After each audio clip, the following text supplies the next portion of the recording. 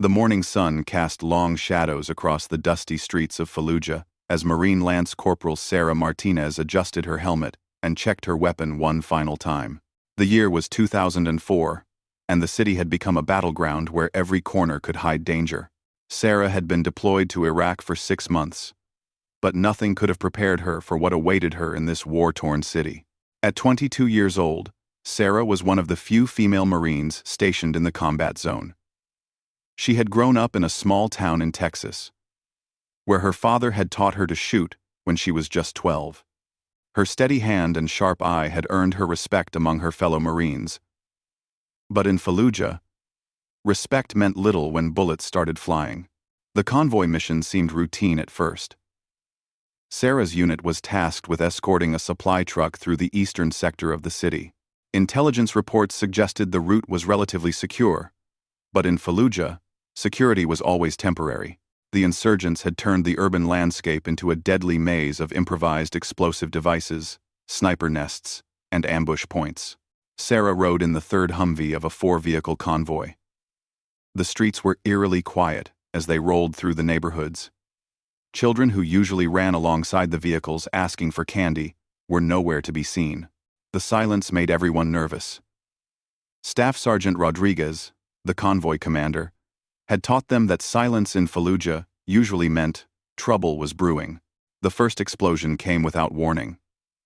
The lead vehicle hit an improvised explosive device buried beneath a pile of rubble. The blast sent smoke and debris flying in all directions. Before anyone could react, the distinctive crack of AK-47 rifles began echoing from multiple directions. The convoy had driven straight into a carefully planned ambush. Sarah's driver immediately began maneuvering to find cover. But the insurgents had chosen their location well. Buildings on both sides of the narrow street provided perfect firing positions. The Marines returned fire, but they were trapped in what military tacticians call a kill zone. The radio crackled with urgent communications as the convoy commander tried to coordinate their response while calling for backup. Within minutes, the situation deteriorated rapidly. The second vehicle in the convoy had its engine disabled by rifle fire. The Marines inside were forced to abandon their Humvee and seek cover behind concrete barriers. Sarah could see muzzle flashes coming from at least 6 different buildings. The insurgents had prepared multiple fighting positions and escape routes. The battle intensified as more insurgents joined the fight. Sarah found herself separated from her vehicle when a rocket-propelled grenade struck nearby, creating a crater in the pavement and filling the air with choking dust. She took cover behind a damaged wall with 2 other Marines, Corporal Johnson and Private First Class Williams. The 3 of them established a small defensive position and began returning accurate fire. As the firefight continued, Sarah noticed that the insurgents were trying to flank their position.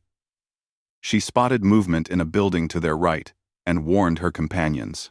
The tactical situation was becoming desperate. The Marines were outnumbered and running low on ammunition. The promised air support was still minutes away, and every second felt like an eternity. Sarah made the decision that would define the rest of her life. Seeing that Corporal Johnson was wounded and Private Williams was down to his last magazine, she volunteered to move to a better firing position to buy them time. The position she identified was exposed, but it would give her a clear field of fire to suppress the insurgents attempting to flank them. With her M16A 4 rifle and 4 magazines, Sarah sprinted across 20 yards of open ground while bullets whizzed past her head. She dove behind a low concrete wall that provided minimal cover but gave her the angle she needed. From this position, she could see the insurgents moving through the building and began engaging them with precise, controlled fire. The insurgents quickly identified Sarah as a threat and concentrated their fire on her position. Bullets chipped away at the concrete wall, sending fragments flying. Sarah remained calm, using her training and natural marksmanship skills to make every shot count. She could hear the distinctive whistle of bullets passing close to her head, but she maintained her focus on the targets. For 20 minutes, Sarah held her position despite intense enemy fire. She successfully prevented the insurgents from flanking her wounded comrades and kept the enemy pinned down until air support arrived. Apache helicopters appeared overhead, and began engaging the insurgent positions with devastating effect. The sound of their chain guns filled the air as they systematically destroyed the enemy fighting positions. However, just as the helicopters were turning the tide of the battle, Sarah felt the first bullet strike her left shoulder. The impact spun her around, but adrenaline kept her fighting. She adjusted her position and continued firing with her right hand, using the wall for support. A second bullet grazed her helmet, and a third tore through her uniform without hitting flesh. The insurgents, realizing their position was becoming untenable due to the helicopter support, made a final desperate attempt to eliminate the Marine who had been causing them so much trouble. Multiple fighters focused their fire on Sarah's position, turning the concrete wall into a storm of flying debris and bullet impacts. Sarah felt bullets striking her body in rapid succession. One hit her right leg, another her left arm. The impacts came so quickly that she lost count. Her rifle fell from her hands as her strength began to fade. The world started to spin as blood loss began to take its effect. She could hear her fellow Marines calling her name, but their voices seemed to be coming from far away. The last thing Sarah remembered before losing consciousness was the sound of helicopters overhead and the voices of her fellow Marines shouting that help was coming. She had held her position for nearly 30 minutes, giving her unit and the air support the time they needed to neutralize the ambush. Her actions had saved the lives of her fellow Marines, but the cost had been tremendous. When the medics finally reached her position after the firefight ended, they were amazed to find her still breathing. A quick assessment revealed that she had been struck by multiple bullets, but her body armor and the angle of some impacts had prevented several shots from causing fatal wounds. The medics immediately began treating her injuries while calling for an urgent medical evacuation. The helicopter ride to the forward operating base was a blur of medical procedures and urgent radio communications. Sarah drifted in and out of consciousness as the medical team worked to stabilize her condition. She could hear fragments of conversation about her injuries and the severity of her condition, but the words seemed distant and unreal. At the field hospital, doctors worked frantically to save her life. The surgical team counted 25 separate bullet wounds, ranging from grazing injuries to serious penetrating trauma. Several bullets had missed vital organs by millimeters, and her survival seemed nothing short of miraculous. The medical staff had seen many combat injuries, but rarely had they encountered someone who had survived such extensive trauma. As Sarah underwent emergency surgery, word of her heroic actions began to spread throughout the base. Her fellow Marines recounted how she had single-handedly held off a flanking maneuver that could have resulted in multiple casualties. The helicopter pilots reported seeing her maintaining her position even while under concentrated fire. Her courage under fire had become the talk of the entire forward operating base. The medical evacuation helicopter lifted off from the forward operating base, carrying Sarah to a larger field hospital in Baghdad. During the flight, her condition remained critical but stable. The medical team had managed to control the bleeding from her most serious wounds, but she would need extensive surgery to repair the damage caused by the 25 bullet impacts. At the Baghdad hospital, a team of surgeons worked for 8 hours to remove bullet fragments and repair damaged tissue. 3 bullets had lodged near vital organs, requiring delicate extraction procedures. 2 had fractured bones that would need metal pins and plates to heal properly. The medical team marveled at how she had survived wounds that individually might have been fatal to others. While Sarah fought for her life in surgery, her story began to spread beyond the military base. News of the female Marine who had survived 25 gunshot wounds while saving her fellow soldiers reached higher command levels. Military journalists requested permission to document her story, recognizing its potential to boost morale among troops and demonstrate the courage of American service members. However, there was a problem that would complicate Sarah's recovery and recognition. During the intense firefight and immediate medical evacuation, the chaos had resulted in incomplete documentation of exactly what had happened. The official after-action report contained gaps and inconsistencies. Some witnesses had been wounded, others had been focused on their own survival, and the fog of war had made accurate record-keeping difficult. When Sarah finally regained consciousness 3 days after the surgery, she found herself in a hospital bed surrounded by machines monitoring her vital signs. Her memory of the firefight was fragmented. She remembered taking the exposed position and firing at the insurgents, but the details of how many times she had been shot and the exact sequence of events remained unclear in her mind. The attending physician, Major Patricia Collins, explained the extent of her injuries. 25 separate bullet wounds, including several that had required surgical repair, multiple fractures, muscle damage, and nerve injuries that would require months of rehabilitation. The doctor emphasized how fortunate Sarah was to be alive, given the severity and number of her wounds.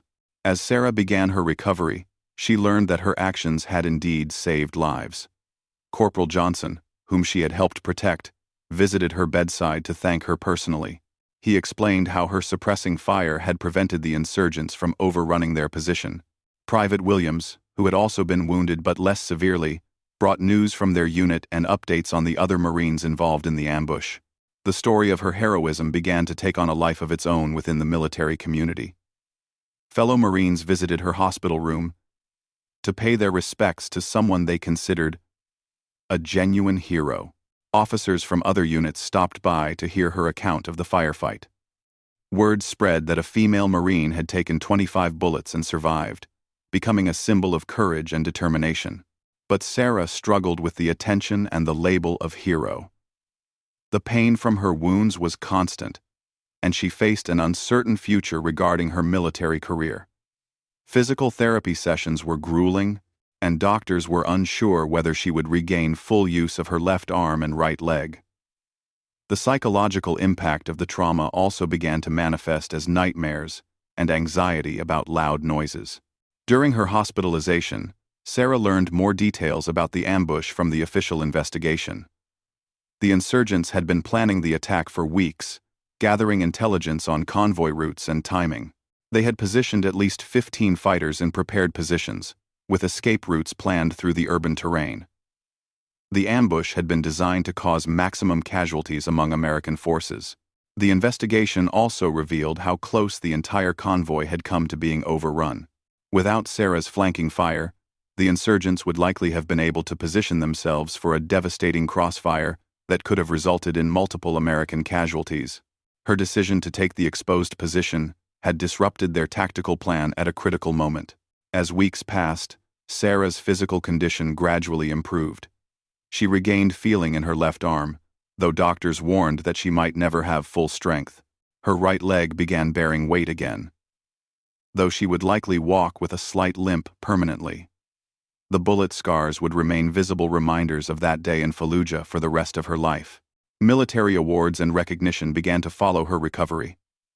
Her commanding officers submitted recommendations for combat decorations, citing her exceptional courage under fire and her actions that saved American lives. The paperwork moved through military channels, gathering endorsements from officers who had reviewed the circumstances of the firefight. During her recovery, Sarah began writing in a journal to help process her experience. She wrote about the sounds of bullets impacting around her position, the weight of her rifle as strength left her arms, and the faces of her fellow Marines she had been determined to protect. The writing helped her make sense of the trauma and began to serve as therapy for the psychological wounds that weren't visible. 3 months into her recovery, Sarah received news that would change everything. A Navy SEAL team operating in the same area of Fallujah had been conducting surveillance operations near the site of the ambush. During their mission planning and post-operation analysis, they had discovered evidence that would provide crucial details about Sarah's actions during the firefight. The SEAL team leader, Commander Michael Thompson, requested a meeting with Sarah. He explained that his team had been tasked with gathering intelligence on insurgent activities in that sector of Fallujah. They had been monitoring the area for several days before the ambush, tracking insurgent movement and communication patterns. What the SEALs had discovered was remarkable. Through a combination of drone footage, intercepted insurgent communications, and physical evidence gathered from the ambush site, they had been able to reconstruct the firefight in unprecedented detail. The evidence painted a picture of Sarah's actions that went beyond what anyone had previously understood. According to the SEAL team's analysis, Sarah had not only held her position for 30 minutes under intense fire, but she had also eliminated or wounded at least 8 insurgent fighters. Her accurate marksmanship had disrupted multiple attempted flanking maneuvers, and her sustained resistance had forced the insurgents to abandon their planned execution of American prisoners they had hoped to capture. Commander Thompson showed Sarah photographs taken by surveillance equipment that had captured parts of the firefight. In one image, she could see herself at her exposed position, rifle raised, while bullet impacts created dust clouds around her location. Another photograph showed the insurgent positions she had been engaging, with evidence of the casualties her fire had inflicted. The SEAL commander explained that insurgent communications intercepted during the battle revealed their frustration with the American female fighter, who was preventing them from completing their ambush. They had called for additional fighters specifically to eliminate her position, recognizing that she was the key to the American defense. Most significantly, the SEALs had discovered evidence of something that no one had known during the original investigation. The insurgents had been planning to take American prisoners during the ambush. They had prepared restraints and vehicles for transporting captives to a safe house, where they would likely have been executed on video for propaganda purposes. Sarah's resistance had prevented this capture attempt from succeeding. By forcing the insurgents to focus on eliminating her position, she had disrupted their timeline and prevented them from achieving their primary objective of taking American prisoners. The implications of what she had prevented went far beyond saving the lives of her immediate comrades. The SEAL team's evidence also provided crucial details about the 25 gunshot wounds she had sustained. Analysis of bullet impacts at her position showed that she had remained conscious and continued fighting effectively even after sustaining multiple hits. Ballistics evidence indicated that she had maintained accurate fire even while wounded, demonstrating extraordinary composure under extreme conditions. Commander Thompson informed Sarah that the SEAL team's findings would be added to the official record of the engagement. This additional evidence would strengthen the case for her military decorations and provide a complete picture of her heroic actions. The documentation would ensure that future military historians would have an accurate account of her courage and sacrifice. As Sarah absorbed this new information about her actions, she began to understand the full scope of what had happened during those 30 minutes in Fallujah. She had not only survived an incredible amount of trauma, but had also prevented a much larger catastrophe. The weight of this realization was both humbling and empowering as she continued her recovery and prepared for an uncertain future. The discovery made by the SEAL team 2 days after Sarah's medical evacuation would ultimately transform her story from one of personal survival to one of strategic military significance. Commander Thompson's team had been conducting follow-up reconnaissance in the area when they discovered something that had been overlooked during the initial cleanup of the ambush site. Hidden beneath rubble in one of the buildings the insurgents had used was a cache of documents and communication equipment. The SEALs had been trained to recognize the intelligence value of such discoveries, and what they found exceeded their expectations. The documents revealed that the ambush had been part of a larger coordinated operation planned by insurgent leadership. The papers, written in Arabic and later translated by military intelligence, detailed a sophisticated plan to conduct multiple simultaneous attacks on American convoys throughout the sector. Sarah's convoy had been the first target in what was intended to be a week-long campaign designed to inflict maximum casualties and capture American personnel for propaganda purposes. Among the documents was a detailed analysis of American convoy procedures, routes, and timing patterns. The insurgents had been conducting surveillance for months, learning the habits and vulnerabilities of American forces in the area. They had identified specific locations for ambushes and had pre-positioned weapons and fighters throughout the sector. Most disturbing was a document outlining their plans for captured Americans. The insurgents had prepared a safe house with video equipment for recording executions. They had also established a network for distributing these videos to international media outlets.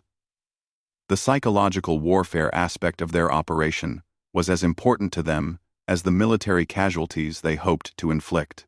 Commander Thompson explained to Sarah that her actions had disrupted far more than just one ambush.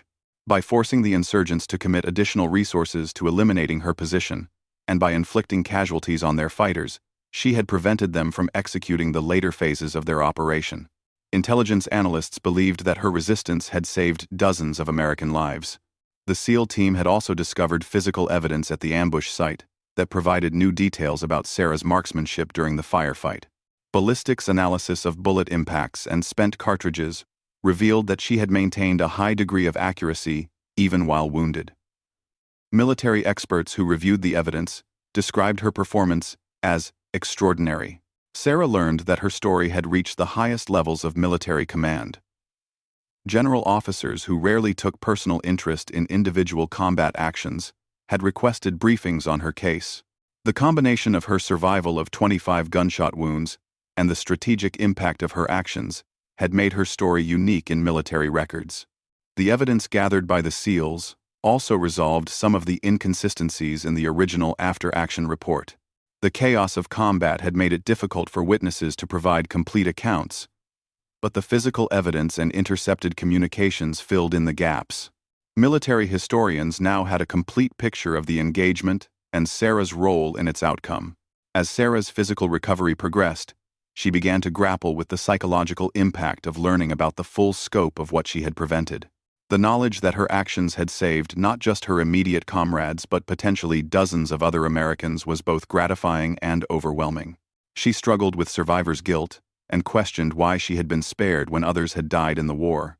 Physical therapy sessions became more intensive as doctors worked to restore as much function as possible to her injured limbs.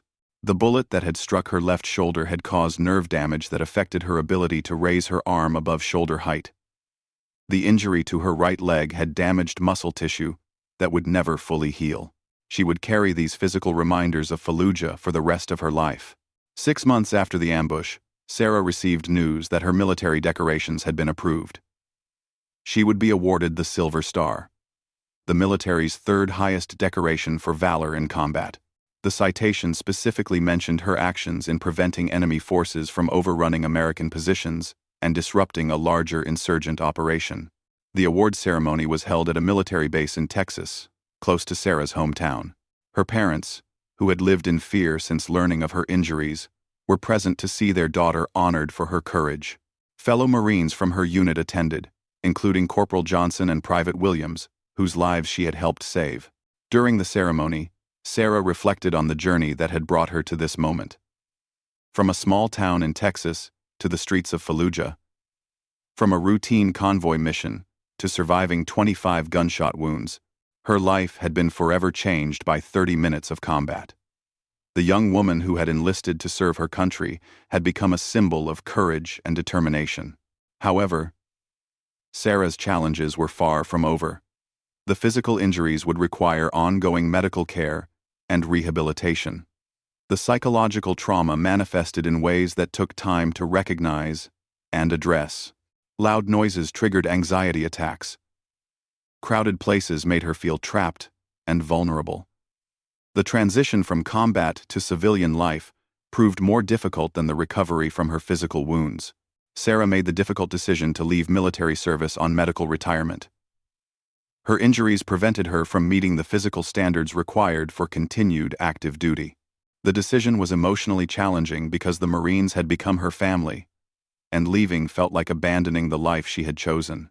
The transition to civilian life brought new challenges and opportunities. Sarah enrolled in college, using her military benefits, studying psychology with a focus on helping other veterans cope with trauma. Her personal experience with combat stress gave her insights that textbooks couldn't provide. She became an advocate for improved mental health services for veterans. Speaking engagements became part of Sarah's new life. Military organizations, veteran groups, and civic organizations requested her to share her story. She spoke about courage, survival, and the importance of supporting veterans returning from combat. Her message resonated with audiences who were inspired by her resilience and determination. The story of the female Marine who survived 25 shots in Fallujah became part of military lore. New recruits learned about her actions during training courses on combat leadership and battlefield courage. Her example was used to illustrate the importance of individual initiative and the impact one person could have on the outcome of military operations. Years later, Sarah married a fellow veteran who understood her experiences and supported her ongoing recovery. They settled in a quiet town where she could find the peace that had been elusive since Fallujah. She continued her advocacy work while building a new life that honored her service while embracing her future. The physical scars from her 25 gunshot wounds remained visible reminders of that day in Fallujah. But Sarah had learned to see them not as symbols of trauma, but as evidence of survival and strength. Each scar told a story of a moment when she had chosen to continue fighting, to keep protecting her fellow Marines, to refuse to give up. The SEAL team's discovery had provided crucial context for understanding the true significance of Sarah's actions. What had initially appeared to be an individual act of heroism was revealed to be a pivotal moment that had disrupted a major insurgent operation. Her 30 minutes of resistance had prevented a week of coordinated attacks that could have claimed dozens of American lives. Sarah's story became a testament to the impact that individual courage could have on larger events. In a war where victories were often measured in strategic terms, her actions demonstrated how personal bravery could achieve strategic objectives. The young Marine who had simply refused to abandon her position had unknowingly prevented a significant insurgent victory. As Sarah built her post-military life, she remained connected to the military community through her advocacy work and speaking engagements. She used her platform to raise awareness about the challenges facing veterans and the importance of supporting their transition to civilian life. Her experience had taught her that survival was not just about physical recovery, but about finding purpose and meaning after trauma. The documents discovered by the SEAL team were eventually declassified and became part of the historical record of the Iraq War. Military scholars studying insurgent tactics and American counterinsurgency operations cited Sarah's case as an example of how individual actions could have strategic consequences. Her story became part of the larger narrative of American military operations in Iraq. Sarah's survival of 25 gunshot wounds remained medically remarkable. Military medical personnel used her case to study trauma treatment and improve battlefield medicine. Her recovery helped inform procedures that would save other wounded warriors in future conflicts. Even her medical records contributed to her ongoing service to her country. The young woman from Texas, who had joined the Marines to serve her country, had accomplished more than she could have imagined when she enlisted. Her courage in Fallujah had saved American lives, disrupted enemy operations, and provided an inspiring example of military valor. The 25 bullets that struck her body had failed to break her spirit or diminish her impact on the world around her.